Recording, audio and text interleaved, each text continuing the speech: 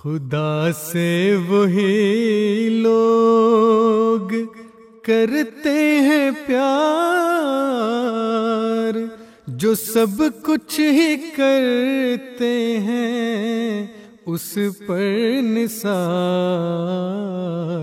खुदा से वही लोग करते हैं प्यार जो सब कुछ ही करते हैं उस पर निसार। इसी फिक्र में रहते हैं रोज़ो शब, इसी फिक्र में रहते हैं रोज़ो शब कि राज़ी वो दिलदार होता है कब, कि राज़ी वो दिलदार होता है कब। Asyhadu an la ilaha illallah wahdahu la syarikalah wa asyhadu anna Muhammadan abduhu wa rasuluh. Amma ba'du fa a'udzu billahi minasy syaithanir rajim. Bismillahirrahmanirrahim. Pemirsa yang dirahmati Allah Subhanahu wa taala, Assalamualaikum warahmatullahi wabarakatuh. Pada kesempatan dari tafsir Al-Qur'an di episode ini, kita akan melanjutkan kembali kajian tafsir dari episode sebelumnya, yakni mengenai Zulkarnain. Hazrat Mirza Bashiruddin Mahmud Ahmad radhiyallahu ta'ala anhu bersabda bahwa sosok Zulkarnain menurut pendapat Hazrat Maulana Nuruddin radhiyallahu ta'ala anhu, yakni Khalifatul Masih awal dalam Ahmadiyah, adalah seorang dari antara raja-raja Media dan Persia. Demikian pula aku berpendapat demikian. Sekarang hanya tinggal menentukan siapakah raja itu. Ada yang mengatakan sosok tersebut adalah Raja Darius yang pertama. Namun untuk meyakini siapa sosok tersebut, maka kita harus terlebih dahulu melihat sifat-sifatnya yang tersebut dalam Al-Quran, yakni pertama, Zulkarnain mendapatkan ilham dari Allah Subhanahu wa Ta'ala dan melihat mimpi-mimpi yang benar. Kedua, Zulkarnain keluar dari daerahnya, lalu menaklukkan negeri-negeri hingga sampai ke sebelah barat, di mana nampak matahari terbenam di sebuah laut yang berwarna hitam. Ketiga, saat Zulkarnain pergi ke sebelah timur, ia dapat menaklukkan pula negeri-negeri timur tersebut. Keempat, sesudah itu dia pergi ke daerah di sebelah tengah yang menjadi tempat Ya'juj wa Ma'juj yang kerap melakukan berbagai serangan. Dan di sanalah Zulkarnain mendirikan sebuah tembok untuk menghambat masuknya Ya'juj wa Ma'juj. Lantas, sekarang kita periksa, siapakah di antara raja-raja Persia yang selalu mendapatkan ilham dan ikhwal ketakwaan dan keadilannya dapat kita jumpai kesaksian dan pujian dari seorang nabi. Maka atas hal tersebut, raja yang dimaksud sebagai Zulkarnain adalah Raja Sirus. Tentang raja ini, Nabi Yesaya alaihissalam bersabda dalam kitabnya, ini dalam kitab Yesaya pasal 45 ayat 1 hingga 4, yang mana dari sabda Nabi Yesaya ini nyatalah bahwa Raja Sirus dari Media dan Persia diberkati oleh Allah Ta'ala karena disebut dengan nama Masih. Raja Sirus dikaruniakan kerajaan oleh Allah Ta'ala semata-mata karena anugerahnya. Hal inilah yang disebutkan dalam Al-Quran tentang Zulkarnain, yaitu a'udzubillahi minasyaitonirrajim, inna makkanna lahu fil ard wa atainahu min kulli syai'in sababa. Artinya, sesungguhnya kami anugerahi dia kerajaan di atas bumi ini, dan kami karuniakan pula kepadanya setiap bahan untuk mencapai sesuatu. Surah Al-Kahfi ayat ke-85. Pemirsa yang dirahmati Allah Subhanahu wa Ta'ala, tentang keadilan, Raja Sirus memang terdapat dalam sejarah. Jangan dikata kawan dan sahabatnya, bahkan musuhnya sekalipun memiliki rasa hormat kepadanya. Sering terjadi bila Raja Sirus menyerang suatu negeri, maka penduduk dari negeri itu membukakan pintu gerbang kota baginya tanpa memperdulikan rajanya sendiri. Sebab mereka mendengar keadilan dan kebaikan budi pekertinya. Nabi Yesaya dalam kitabnya menyebutkan tentang Sirus atau Koresh, yakni firmanku akan Koresh, bahwa ia adalah gembalaku. Ia pun akan melakukan segala kehendakku. Kitab Yesaya pasal 44 ayat 28. Tentang kejujuran dan akhlak Raja Sirus, para ahli sejarah menulis dalam buku berjudul Historian History of the World. Yakni, pada suatu kali saya renungkan fitrat manusia. Akhirnya, saya sampai kepada satu kesimpulan, yaitu manusia menurut bakatnya mudah untuk menguasai hewan-hewan yang lain. Tetapi, tidaklah mudah baginya untuk memerintah manusia. Saya lihat banyak orang-orang besar yang di rumahnya memiliki banyak atau sedikit dari pembantu atau pelayan.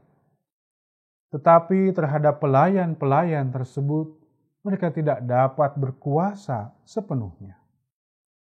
Dari sini timbul pikiran saya, barangkali tidak seorang jua pun di antara manusia yang dapat memerintah kepada manusia yang lain. Untuk menguasai hewan-hewan lain yang banyak, kita lihat orang-orang dapat mengerjakannya. Tetapi selagi saya berpikir demikian, maka saya teringat kepada Raja Sirus, yang karenanya saya terpaksa merubah pendirian saya tadi.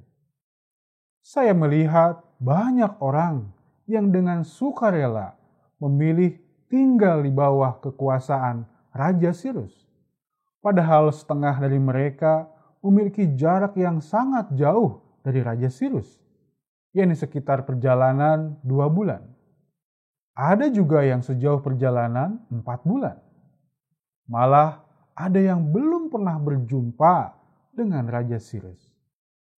Bahkan pula ada yang tidak ada harapan sama sekali untuk bertemu dengan Raja Sirus karena demikian jauhnya. Raja Sirus dapat menanamkan dalam hati orang lain bahwa dia begitu sayang kepada mereka, dan mereka mau agar Raja Sirus selamanya memerintah di atas mereka.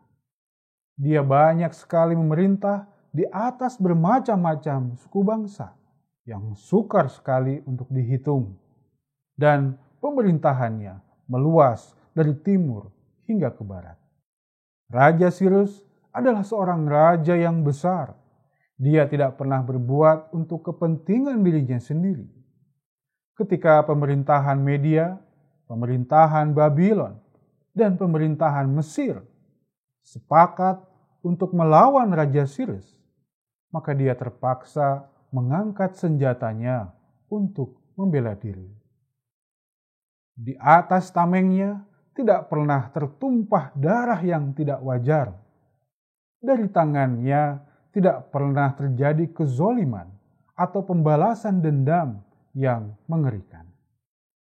Ia tidak pernah membakar kota seperti Raja Masedonia.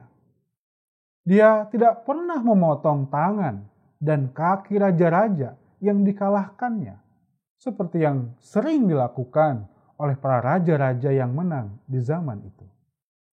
Ia tidak pernah menyeret tawanan-tawanan di atas tembok-tembok kota seperti yang dikerjakan oleh raja-raja Yahudi. dan tidak pernah menggantung raja-raja yang ditaklukkannya, seperti perbuatan raja-raja Roma. Ia adalah orang yang sangat lemah lembut hatinya dibandingkan dengan orang lain. Ia jauh lebih terkemuka dari adat istiadat dan tradisi kaumnya. Kemajuan terakhir yang akan dicapai oleh keturunan manusia di masa yang akan datang. Kerajaannya yang besar itu didasarkan atas tujuan untuk memajukan daerah-daerah yang ditaklukkannya dan memberikan hak yang sama kepada mereka. Kota Tire yang baru menyerah kepada Raja Nebukadnezar dan kepada Alexander the Great sesudah mengalami pengepungan yang amat dahsyat, telah membukakan pintu kotanya dengan kemauannya sendiri ketika Raja Sirus datang ke sana. Ia tidaklah dijadikan oleh zamannya, tetapi dialah yang menjadikan zaman itu dan sebagai bapaknya. Dalam sejarah dunia, ia adalah seorang raja yang tiada bandingannya. Pemirsa yang dirahmati Allah Subhanahu wa Ta'ala, adapun terkait pengakuannya mendapatkan mimpi-mimpi yang benar dari Allah Ta'ala, dalam kitab sejarah tadi tertulis bahwa Raja Sirus pada suatu kali sedang pergi menuju suatu peperangan. Di sana dia melihat sebuah mimpi, yakni Darius yang merupakan kemenekannya mengeluarkan dua buah sayapnya. Satu sayap terbentang di Eropa dan satu sayap lainnya terbentang di Asia. Keesokan harinya, maka dipanggillah ayah Darius yang ketika itu sedang bersama Raja Sirus. Beliau berkata, "Rupanya anakmu akan mengadakan perlawanan terhadapku." Saya katakan ini dengan yakin, karena tadi malam saya melihat dalam mimpi perihal ini.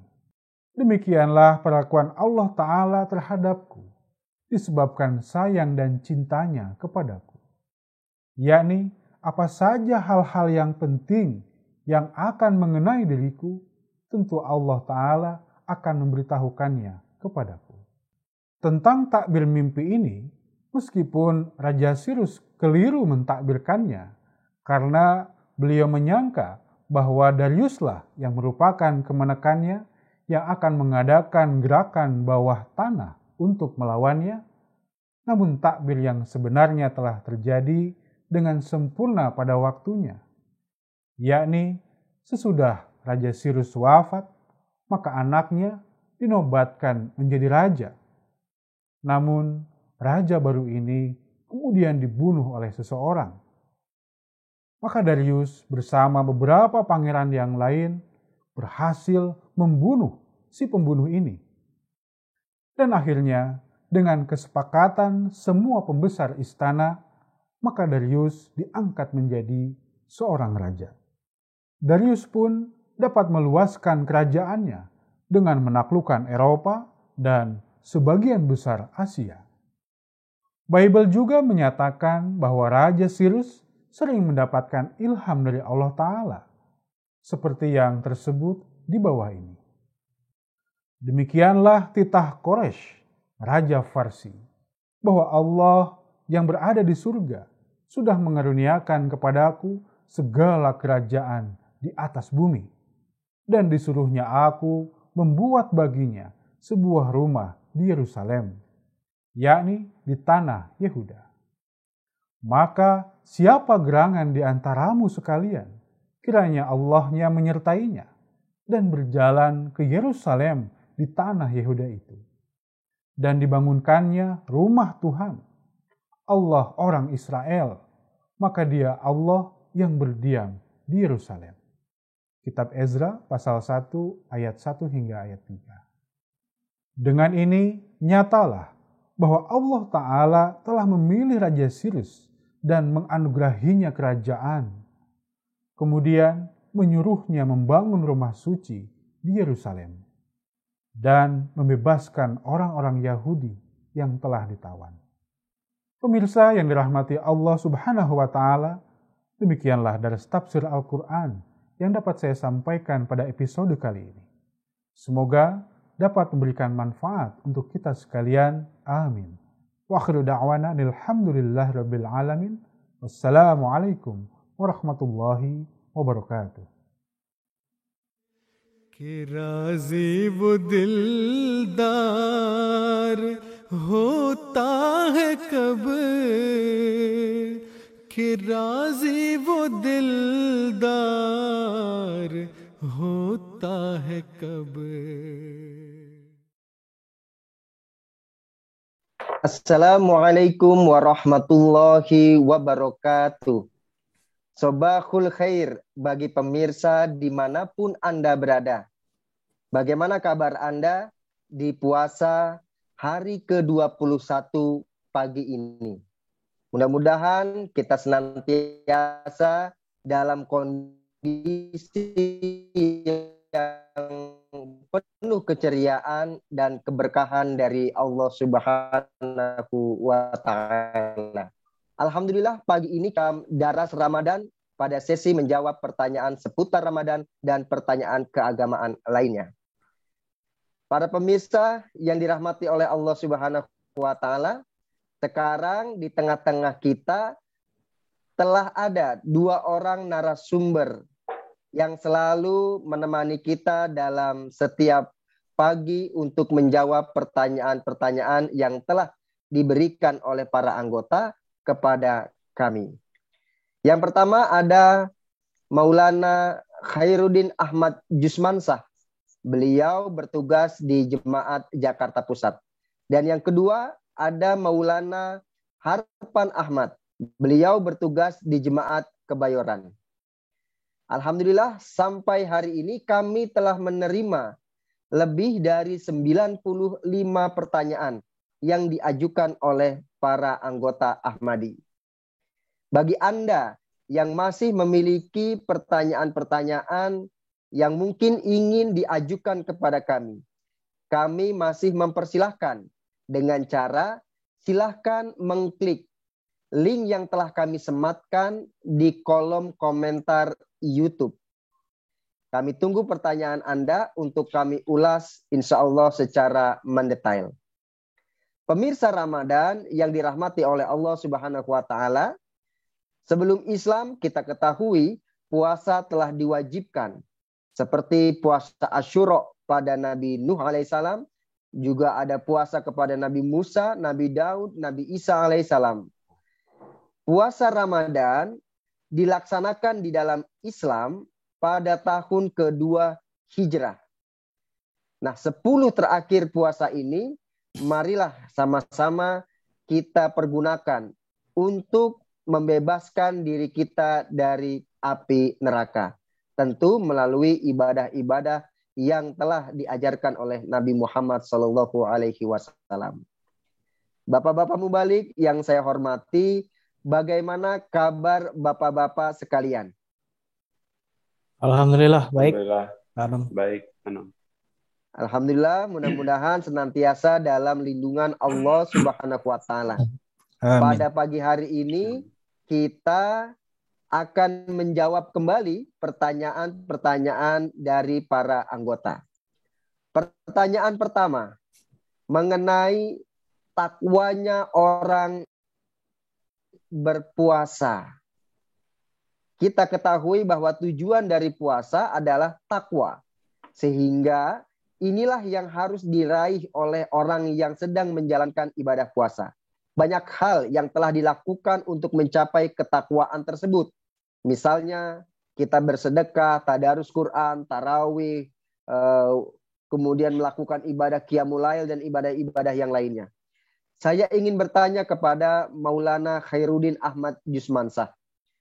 Pak Mubalik, indikator apa yang bisa menguraikan bahwa diri kita ataupun orang lain sudah meraih yang namanya ketakwaan di dalam ibadah puasa ini? Walaupun kita ketahui memang secara hakikat Allah Subhanahu wa Ta'ala lah yang memiliki hak untuk mengatakan hambanya bertakwa atau tidak. Tetapi secara ilmu zahiriyah bagaimana kita mengetahui hal tersebut? Mohon dijelaskan Pak Mubalik. Ya, baik, ini pertanyaan yang menarik ya Pak Anum, karena sebelumnya kan kita sudah membahas tentang masalah yang penting ya seputar fikih Ramadan, dan ini tentu hal yang juga sangat baik ya, karena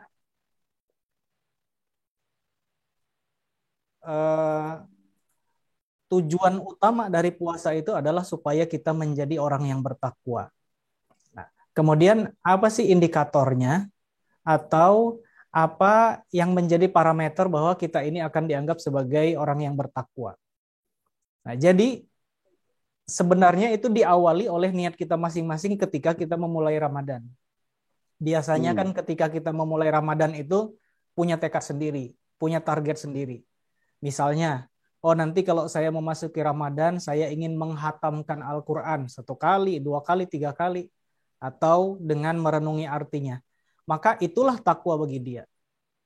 Nah, kemudian kalau dia bertekad, misalnya seseorang ingin sholat tahajud dawam selama bulan Ramadan, maka ketika ia melakukan hal tersebut, mewujudkan hal tersebut, maka itulah takwa bagi dia.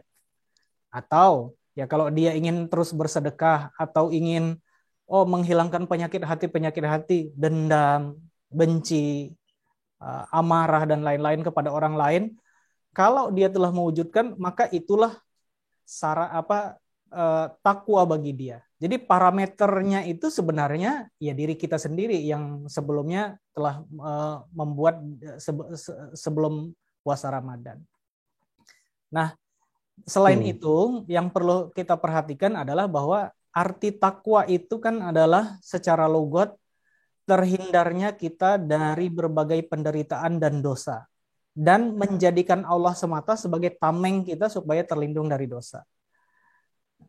Artinya, sejauh mana kita telah terhindar dari dosa, sejauh mana kita telah menjadikan Allah Ta'ala sebagai pelindung kita, maka sejauh itulah takwa akan kita raih. Dan yang tidak kalah penting adalah Hazrat Khalifatul Masih keempat menjelaskan bahwa orang berpuasa itu seperti pistol laras panjang. Namanya pistol kan makin panjang larasnya, makin jauh tembakannya. Nah, jadi kalau hari ini kita mendapatkan takwa, telah mendapatkan target-target tadi, itu baru sekedar ketika bulan Ramadan. Tetapi ujian yang sebenarnya nanti adalah ketika di bulan Ramadan, di luar bulan Ramadan. Nah, raihan yang telah kita raih di bulan Ramadan ini, nah daya pantulnya itu apakah nanti sampai ke bulan-bulan yang lainnya atau hanya 1 Syawal kemudian balik lagi ke semula, ya, kembali ke nol lagi, ya. Jadi kalau kembali ke nol lagi ya berarti dia senjatanya hanya mantul sedikit. Tapi kalau pantulan dari Ramadan ini sampai kepada bulan-bulan jauh ke bulan-bulan yang lain, nah itulah yang menjadi ukuran takwa kita sebenarnya. Saya kira itu Pak Anom, balik lagi ke kita sejauh mana kita telah mencapai para parameter yang telah kita tetapkan sendiri sebelum Ramadan. Masya Allah, jawaban yang sangat menarik para pemirsa atas penjelasan dari Pak Mubalik tadi, bahwa memang ternyata kita sendiri di awal yang harus memberikan target-target peningkatan terhadap kondisi kita untuk menjadi lebih baik lagi. Jika kita bisa meraih itu dan bisa mempertahankannya setelah Ramadan, maka ketakwaan ternyata diukur dari hal-hal seperti itu. Jazakumullah, saya ucapkan kepada Pak Mubalik, Maulana Khairuddin Ahmad Jusmansah, yang telah menjelaskan kepada kita dengan sangat simpel tetapi cukup mudah, sangat dipahami oleh kita semua. Sekarang kita berlanjut kepada pertanyaan yang kedua.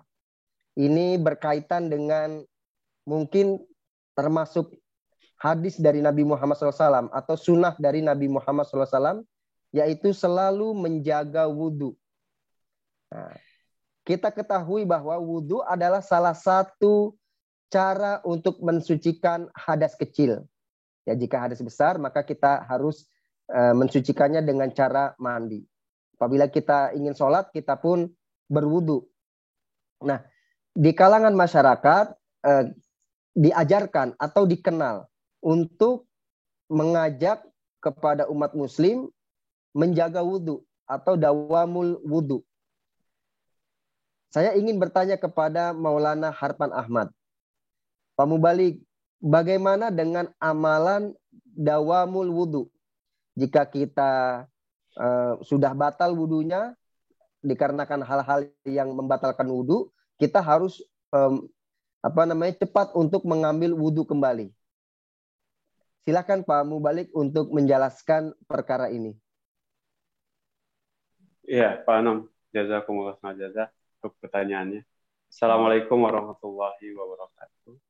Terkait dengan anjuran mungkin ya, contoh lebih tepatnya perilaku menjaga wudhu ini kita dapati dalam satu riwayat hadis, ya, di mana dalam hadis riwayat Tirmizi dijelaskan bahwa satu waktu Rasulullah Shallallahu Alaihi Wasallam bertanya kepada Hazrat Bilal, ya, bahwa wahai Bilal, apa yang menyebabkan kamu masuk, ya, ke dalam surga mendahului aku, sehingga aku mendengarkan bunyi terompah engkau, ya, di dalam surga.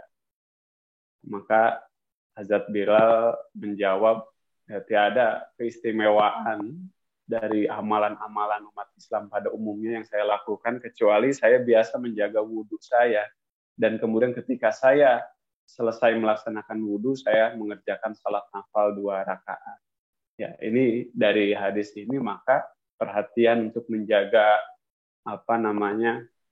wudhu ini yang menjadi suatu amalan mungkin yang perlu ya diperhatikan oleh umat Islam.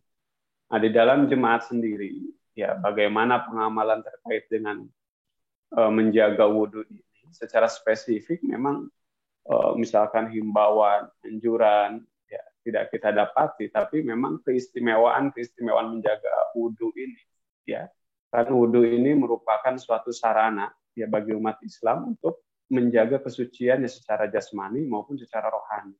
Oleh karena itu maka banyak manfaat yang akan diraih oleh seorang muslim, seorang yang beriman dengan menjaga wudhu ini. Makanya salah satu cara untuk menjaga konsentrasi kita terhadap perkara-perkara rohani, terhadap perkara-perkara kesucian, ya, sangat penting untuk kemudian menjaga wudhu. Di bab atau di pertemuan kemarin ketika membahas tentang cara bangun tahajud juga kita dapati, ya, dalam buku Zikir Ilahi Hazrat Khalifatul Masih Tsani Mirza Basyruddin Mahmud Ahmad radhiyallahu ta'ala, beliau menjelaskan perkara tentang pentingnya menjaga kesucian supaya perhatian kita terhadap perkara-perkara rohani, terhadap permasalahan-permasalahan ibadah itu senantiasa terjaga juga. Itu Pak Anom mungkin. Baik, jazakumullah Maulana Harpan yang telah menjelaskan berkaitan dengan menjaga wudhu. Jadi pemirsa, menjaga wudhu seperti tadi yang beliau sampaikan, walaupun tidak ada himbauannya secara langsung, tetapi ini juga sangat penting untuk memperindah amalan-amalan kita, ya. Karena dengan berwudu banyak sekali manfaat-manfaat yang bisa kita dapatkan. Baik, jazakumullah kepada Bapak-Bapak Mubalik yang telah menjawab 2 pertanyaan dari para anggota kita. Sekarang kita berlanjut mendialogkan satu tema lagi, yaitu pertanyaan dari anggota berkaitan kali ini dengan Nabi Isa alaihissalam. Mungkin karena beberapa hari yang lalu umat Kristiani sedang memperingati hari Paskah, ya, atau Jumat Agung yang berkaitan dengan sosok Yesus atau Nabi Isa alaihissalam. Kita ketahui bahwa bangsa Bani Israel, yaitu adalah orang-orang Yahudi, mereka juga pada saat itu ketika Nabi Isa alaihissalam diutus sebagai Rasul, sedang menunggu seorang Mesias. Nah, ketika Nabi Isa alaihissalam itu mendakwakan dirinya sebagai Mesias, kok tiba-tiba beliau itu ditangkap dan ingin disalibkan oleh pasukan tersebut. Pertanyaannya kepada Pak Mubalik Maulana Khairuddin Ahmad Jusmansah. Apa sih alasan-alasan yang diajukan oleh ulama-ulama Yahudi dan juga mungkin pasukan-pasukan Romawi pada saat itu? Mereka ingin membunuh Nabi Isa alaihissalam dengan cara yang paling terkutuk, yaitu kematian di tiang salib. Mohon Pak Mubalik untuk menjelaskan kepada kita. Silakan Pak. Alasan utama orang-orang Yahudi menyalibkan Nabi Isa ya ke tiang salib sebenarnya diawali karena ketidakpercayaan mereka bahwa Nabi Isa itu adalah Al-Masih mereka. Jadi tadi Pak Anom sudah menyinggung bahwa memang sebagaimana di umat Islam, jadi di dalam Yahudi juga memiliki keyakinan bahwa akan datangnya seorang Al-Masih Mesias dari langit dengan badan kasar dan akan didahului oleh Elia, ya, pembuka jalan bagi datangnya Yesus. Tetapi kemudian ketika Yesus datang, orang-orang Yahudi ini tidak percaya. Kenapa? Karena mereka lihat bahwa kok tidak datang dari langit, kok tidak dipapah oleh malaikat, atau kok mana Elia-nya. Ya, walaupun sudah sedemikian rupa dijelaskan oleh Yesus, tapi mereka tidak percaya. Ketidakpercayaan itu kemudian muncullah ya turunan-turunan tuduhan lain kepada Yesus sampai akhirnya beliau disalibkan.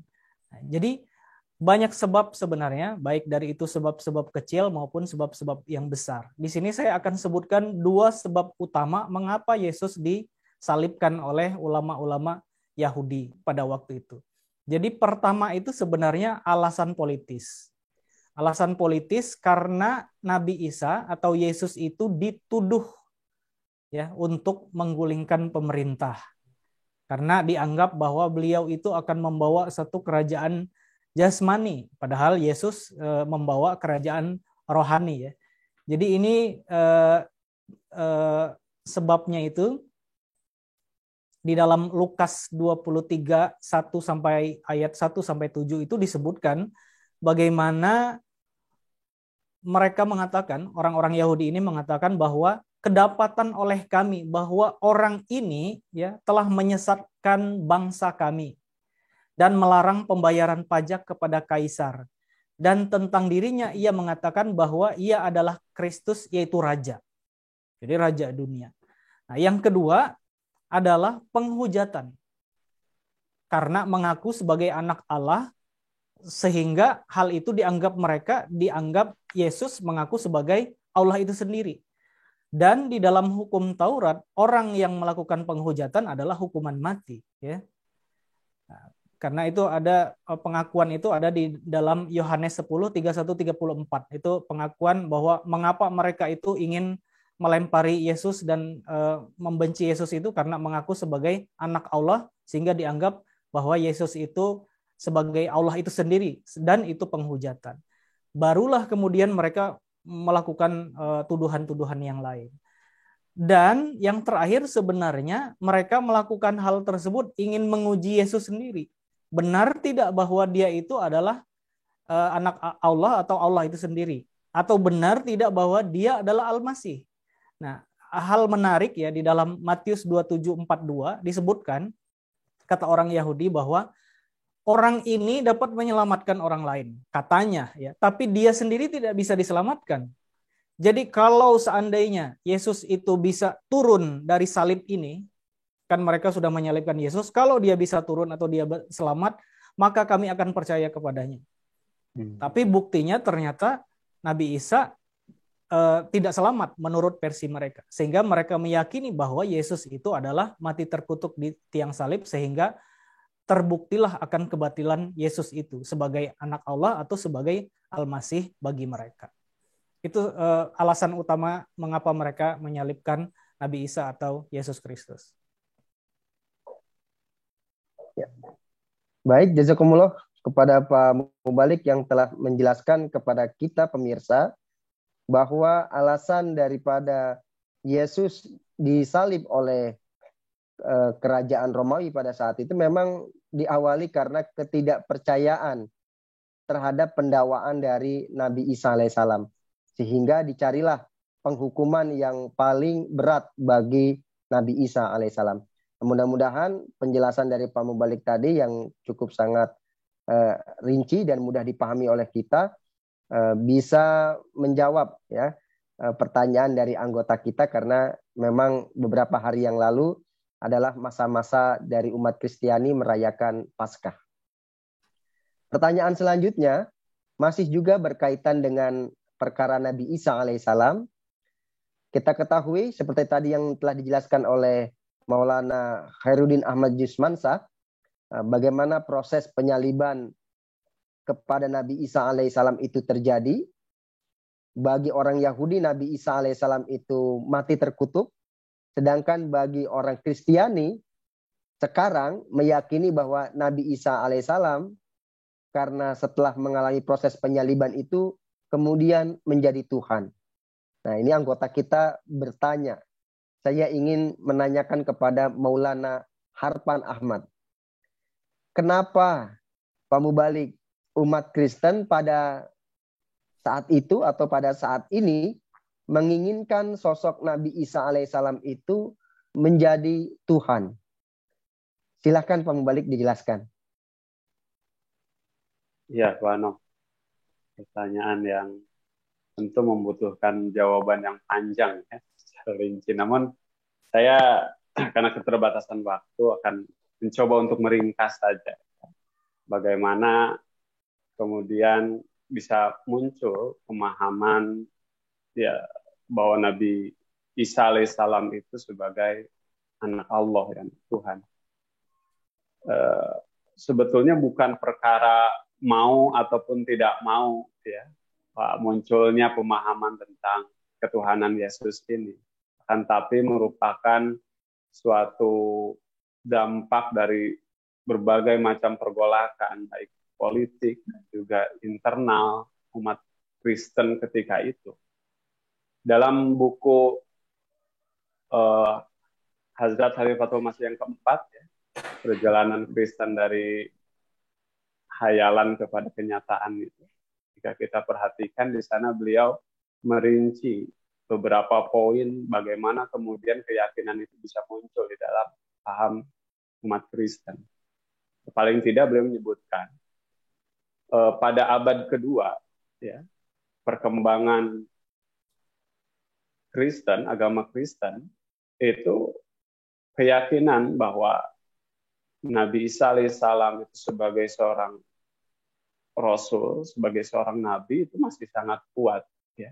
Jadi sekitar tahun 40 atau 60 Masehi ada dua kelompok dalam Kristen ini ya, atau lebih tepatnya terpecah ke dalam dua kelompok. Yang pertama ya dipimpin oleh James ya, seorang yang benar, dengan yang satu lagi adalah Paulus ya. James ini merupakan orang yang berasal dari kalangan Bani Israel juga, Yahudi, juga bertempat di Yerusalem. Beliau berserta umatnya meyakini bahwa Nabi Isa alaihissalam itu sebagai utusan Tuhan, bukan sebagai Tuhan. Akan tapi Paulus ya, sebagai seorang yang berada dari luar Bani Israel tadi ya, dia memiliki suatu keyakinan yang memang sebelum dia masuk Kristen pun merupakan penganut ajaran-ajaran mistis ya. Sehingga ketika kemudian dia masuk ke dalam Kristen, meyakini Yesus, maka mulailah timbul berbagai macam hal ya terkait dengan perkara mistis yang masuk ke dalam ajaran Kristen. Kemudian ketika dia menyebarkan pahamnya itu ke barat ya, negeri bagian barat ya, termasuk khususnya di bangsa Romawi ketika itu, maka ya ketika ajaran murni Yesus itu tidak bisa diterima oleh bangsa Romawi, akhirnya mencoba untuk menyesuaikan. Yang lambat laun bukannya mempengaruhi, malah ajaran Kristen itu sendiri yang kemudian terpengaruhi. Ya, ada permisalan yang bagus ya Huzur sampaikan, ketika seseorang tidak bisa memanggil gunung, maka dia akan menghampiri gunung. Kira-kira seperti itulah. Ketika Bapak Paulus ini tidak mampu untuk mengajak bangsa Romawi masuk ke dalam Kristen sebagaimana ajaran Yesus, maka akhirnya ajaran Kristen itulah yang dibuat sesuai dengan adat kebiasaan orang-orang Romawi. Makanya ya antara keyakinan atau akidah dalam Kristen tentang Trinitas ini demikian mirip dengan ajaran-ajaran tradisi dari orang-orang Romawi, ya. Jadi seperti itu. Dan kemudian bagaimana ajaran tentang Trinitas ini menjadi mayoritas, bahkan menjadi menjadi keyakinan yang satu suara lah dalam Kristen ini, ya. Itu dikuatkan lagi ketika terjadi Konsili Nisea ya tahun 325 ya oleh Raja Romawi. Ketika itu diputuskan bahwa keyakinan Kristen adalah Trinitas, ya. Jadi demikian, ya. Dan kemudian memang di balik itu ada berbagai macam fenomena, ya. Ada konflik dan lain sebagainya yang demikian panjang, ya kan? Tapi pasca Konsili Nisea 325 Masehi itu kemudian agama Kristen atau keyakinan Kristen menjadi murni Trinitas. Itu mungkin Pak Anom secara singkat. Baik, jazakumullah Maulana Harfan yang telah menjelaskan kenapa orang-orang Kristen pada saat itu menginginkan atau menjadikan Yesus ini sebagai Tuhan. Rupanya ada kaitan erat ya dengan cara-cara dakwah yang dilakukan oleh orang-orang Kristiani pada masa itu. Sehingga sampai pada hari ini Yesus benar-benar dianggap seseorang yang kemudian berubah menjadi Tuhan. Baik, jazakumullah jawabannya dari Bapak-Bapak Mubalik sekalian. Alhamdulillah kita telah usai membahas 3 pertanyaan dari para anggota. Insya Allah jawaban-jawaban dari Pak Mubalik akan sangat membantu bagi kita semua dalam menambah wawasan khazanah keilmuan kita masing-masing. Saya berharap kepada seluruh para Ahmadi untuk tetap setia menyaksikan Daras Ramadan dan sesi menjawab pertanyaan seputar Ramadan dan pertanyaan-pertanyaan keagamaan lainnya. Sehingga bisa memotivasi kita untuk menjadi pribadi muslim yang lebih baik lagi.